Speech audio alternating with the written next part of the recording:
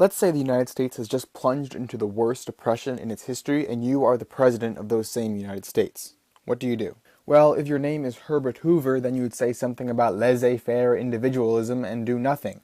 But if your name's Herbert Hoover, then you're also going to be remembered for being wrong. So let's skip ahead a few years and say now you're Franklin Roosevelt. You have a much better idea, which you call the New Deal. This program ran from 1933 to 35 and broke down into three goals: relief, recovery, and reform. It all started with what became known as the first 100 days, during which Congress passed an unprecedented amount of legislation. First up was a banking holiday. For 2 days, every bank across the country was shut down and investigated. The well-behaved banks were then allowed to reopen while the rest were put under government control. The government then put some broad restrictions over the banks while also creating the FDIC, which would act as insurance for banking deposits. These two measures were designed to restore Americans' confidence in the banking system. Also aimed at restoring confidence were FDR's fireside chats, in which he spoke weekly to the American people through the radio in a reassuring voice and told them what was going on. More practical was the so-called alphabet soup of new government agencies that sprang up.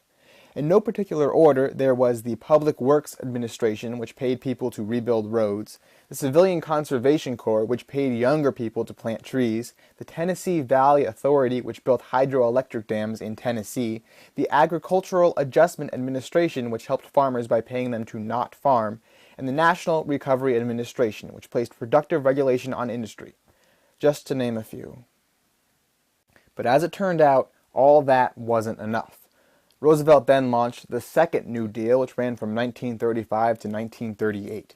It was basically more of the same, adding the Works Progress Administration for artists and the Social Security Act for old and out-of-work people to the alphabet soup. So, did it work? In a word, kinda. FDR did greatly expand the role of the federal government in people's lives and likely saved the economy from getting much worse. But government spending is a complicated thing. For all the good the New Deal may have done, 1937 and 38 still saw the Roosevelt recession when FDR tried to cut back on spending just a little. And even on his best day, FDR never got unemployment below 16%. That is, until World War II.